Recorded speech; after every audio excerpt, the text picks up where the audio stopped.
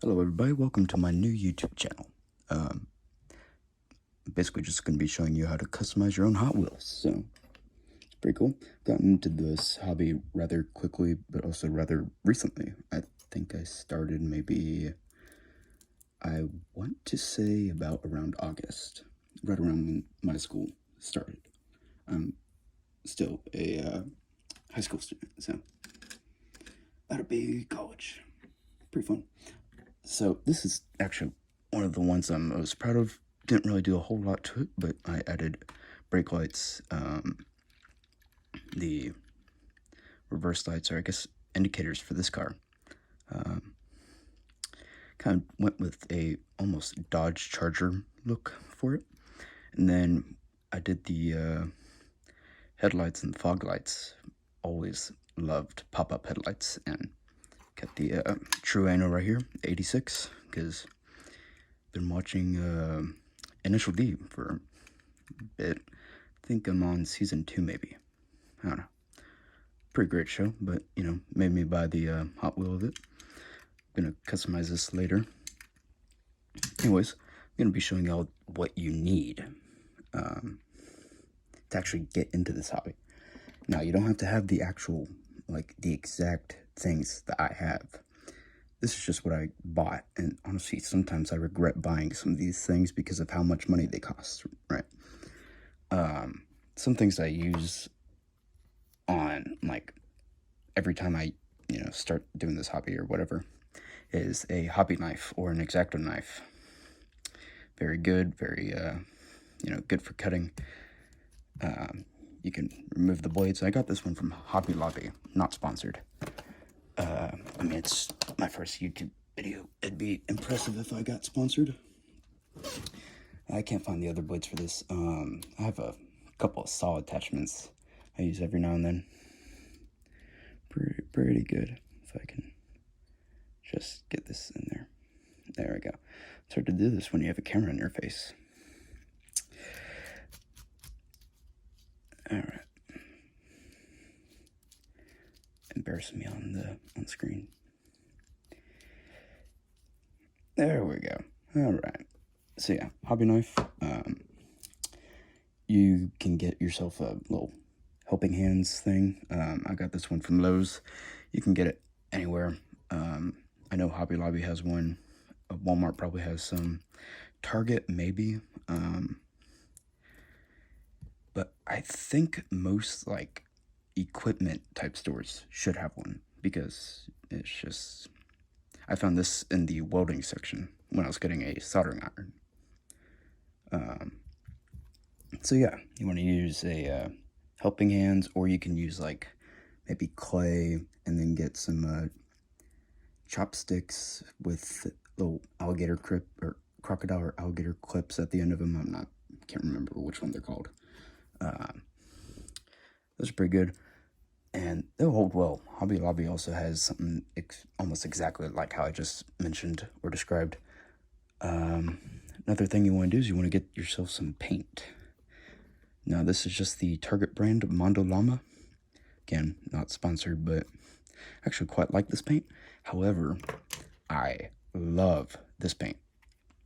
The Royal and Langnickel Essentials. This paint is some of the best paint I've used when doing, customizing Hot Wheels. It's actually what's on here right now.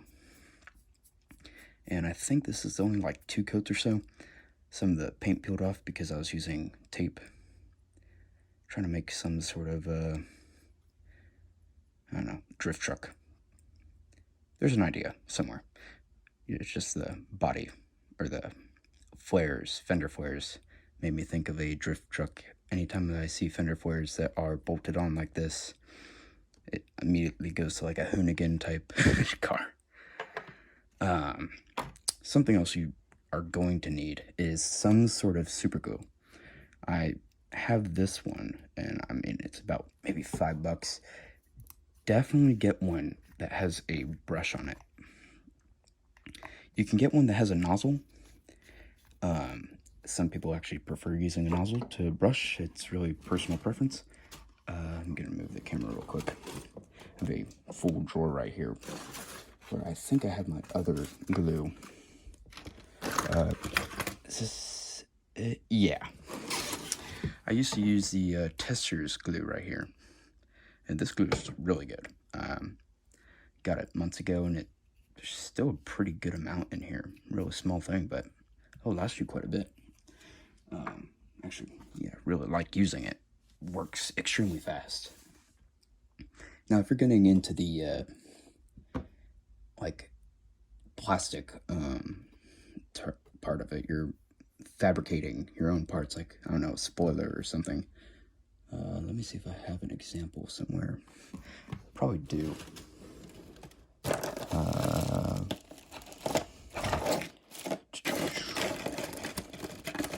Oh, yeah. Little part of a engine hoist that I was working on, and I just kind of gave up halfway or forgot about it. I don't know. One of the two. I should definitely have something down here in my other drawer. Oh, yeah. Was making pop-up headlights. And a roll cage for a 22B. So, yeah. If you're getting into that sort of thing, where you're making your own parts with the plastic, then you're going to want to use a plastic cement of some sort. This is only $4. It was at, again, Hobby Lobby. I have a lot of hobby places where I live, so this is really the best I can get. Or really the only hobby store that I can get, so of course it's going to be somewhat expensive. I found a pin vise there for like $10, and you know, my wallet has suffered ever since I've gotten into this hobby. So, yes, you want to get a thing of plastic cement, and then, whoops, knocked over a whole bunch of stuff. Then you want to get yourself the actual plastic that you'll be welding. I use some polystyrene evergreen, rods, sheets. I mean, really depends on what you want to make. If you want to make a roll cage, then you're going to want to use rods. If you're wanting to make things like a splitter or diffuser, sometimes even fenders, you can use the polystyrene sheets. And they are really good. They really do not like heat at all. I also have Loctite glue. But yeah, they don't like heat much. So you can actually use that to your advantage by using like a heat gun or something, or you can even use hot water. I've seen people do that. Seems to work very well. They are flexible.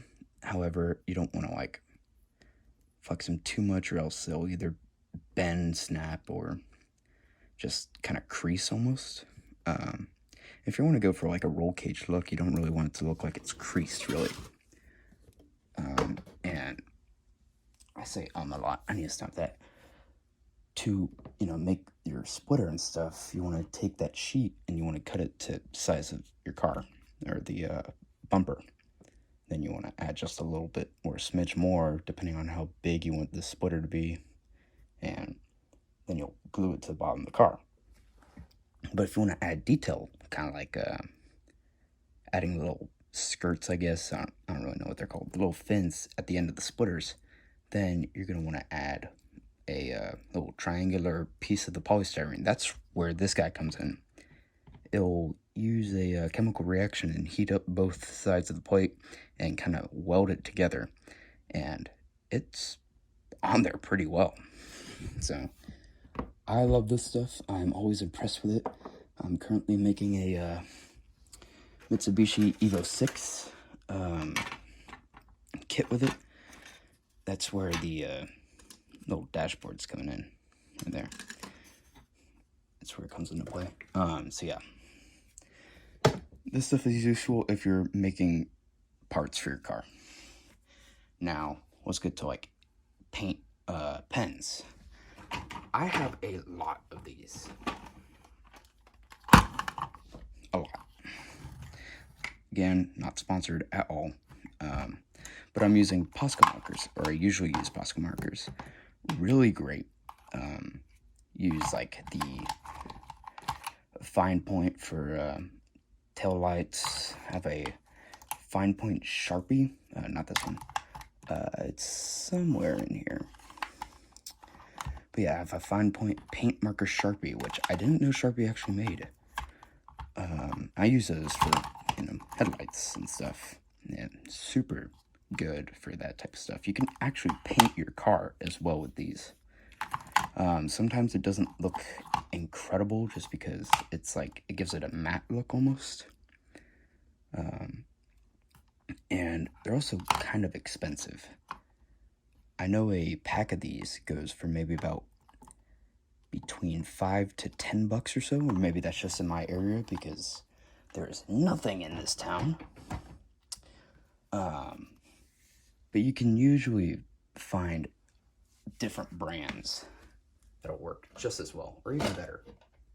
Like, this is the Sharpie I was talking about. I think this was only like $1 something, maybe $1 or $2. Really good. Now, another thing we gotta talk about is brushes. Currently, most of my brushes are actually being cleaned right now. I again really like using the, I forgot what the name was, the Royal and something. Royal and Langnickel, right. I really love these brushes. Use these for, going completely over the car, getting that nice coat in, usually for first couple of coats. I really need to do the back on this guy. And then, use the finer brushes to add detail or just do lighter coats or like finishing touches, really. So you can get like the variety pack, where it just, has a whole bunch of different brush sizes, and it'll cost you maybe about $5 to $8 at Walmart. Really great brushes. I love them, and I highly recommend them. All right, so now on to something that is a little irritating, a little bit. It's actually getting the paint off of the car. So when I first started, I use a nail polish remover. This, I don't know if the price is still on here. It does not look like it, but I think it was maybe $3 or so. I got it from a Dollar General, and it works really well, but it takes close to an hour or so to like actually remove it. So, have to leave the cars in there for a super long time. And if you're on a, time crunch and stuff, you really can't afford to leave them in there for a whole lot, or wait for them to, peel the paint off. So that is where this guy comes in. There we go. 2-minute remover. I love this guy. It works extremely fast. I can, put a video up there if y'all want to see it. It's super satisfying watching it, and I love it. So once you get your car stripped, what else do you need to do? How do you actually customize your car? Well, you got to paint it, but you can't just paint it right after stripping it. You need some sort of coat to make it like this paint actually stick to it, and that is where you get your primer. So this guy I got for the Mitsubishi, or the Lancer Evo, because it's a plastic model, so I needed a little primer. And honestly, I don't think this primer is much different from other types of primer. I do really like this primer though. I actually used it on this truck, and the only issue I have with it is that it does kind of scratch off easily. So it's probably because it's made from plastics. So obviously user error there, but really any sort of primer you get will be fine. I started out with an automotive primer. It was maybe about $4, maybe $3 or $4. Pretty good. Spray in a well-ventilated area. I have a vent to my left and a window to my right, and I have a whole bunch of fans, so I'm pretty good in here. Alright, well, once you get your car painted, what do you need? You need to clear coat it. Voila. Steal your mom's clear coat. Don't actually. Go to Target or something. Grab your little thing of clear coats, maybe about $5. This stuff is really good. However, I do not like how it kind of bubbles or gloops up almost. It gives you a whole lot of little bumps. And it gives you a super uneven look to it unless you do it perfectly right. And, eventually you'll get tired of doing that and you'll just move on to a actual clear coat. It's just a Rust-Oleum clear coat. And this works a whole lot better, a whole lot quicker. It doesn't have to dry as long. And it just turns out so much better. So, definitely recommend a spray paint clear coat. That's maybe about $5 or so. However, it's not a necessity. You don't actually need to use it. Alright, another thing that I recommend is getting some little tweezers. They're super handy, and I love using them. If you have a super small part or whatever, you can just grab it and put it back down. Super, super convenient. And, these things have come in handy so much, and I don't think I could live without them. Another thing I use is a little, I don't really know what they're called, nail file or whatever. Has two different sides, a fine point or a fine side and a harder side or a rougher side. I love using these. They're flexible. They have a whole lot of you can use them for a while, and they're great. I think I've been using the same one for a couple of weeks now. But if you want to, get into little crevices, you can use a little a little file. Super small file. I think they're called like a pin file or something. A very tiny file. And, these guys, I think I got them for close to $2 or $3. Super good if you have like paint that's in areas where you don't want it to be. Like, for example, right here, the truck. There's some paint up in here. If I want to, get it out, accidentally took off paint from the top, but that's just what happens sometimes. So, yeah. If you need to remove paint from crevices or whatever, just use this guy. It's super convenient. You can also, instead of using that, you could use toothpicks. Literally any sort of toothpick. And if it's not fine enough, it has like a blunt tip, you can sharpen it with a knife or something and get yourself a super fine point. And it's super good for scraping off paint. What else do I use? I love using these little cups. They're a good value cup from Walmart. I got a whole pack of them. I don't remember the exact price, but it was probably like $1 to $2. But they're incredible for mixing paint. Just do not ever mix any thinner in it, because it is a very small plastic cup, and it's a poor quality plastic cup.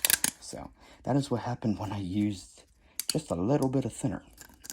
I used enamel for it as well, so I don't know if the properties of enamel thinner and regular acrylic thinner are different or not, but it definitely destroyed that cup. Ow. So yeah, I would recommend getting yourself some of those little cups so you don't have to keep let me show you some of my old little paint palettes. So you don't have to get all this crap all the time and have to keep scraping it off and cleaning it and stuff. Just gets irritating. Another thing I'd recommend is getting some sort of bottle, like a little drop bottle or something. These guys, I think, were close to $6, and I got maybe 5 or 6 of these guys.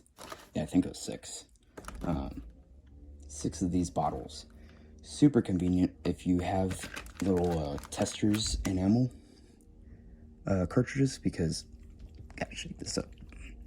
There you go. Because they're just, can't really dip up or pour it and get, the right amount. If you're mixing it with enamel thinner, which you should, you can't get the correct amount because you're eyeballing it and you might pour too much or too little. So I got those instead. I just poured them into little droppers. One of the best decisions I made. Oh yeah, most important thing, get a cutting mat. Do not cut into a table unless, you can afford to do that and your parents won't get mad at you. But get a table or cutting mat. Super cheap usually. You can get them between $2 and you can get it for like $5 to $10. This one was like $10, I believe, and it is a self-healing mat. So any sort of cuts I make, it relatively heals itself, which is pretty cool. And this one I've obviously been abusing quite a bit. Just a whole lot of paint everywhere. And funny enough, none of the scratches are really showing, so that just shows you how good they work. Anything else I recommend? I think that might be all. Alright, well, I'll show you guys how to customize your Hot Wheels in the next video. Thank you for watching, and I hope you learned something or you're able to actually start your project. See you guys soon.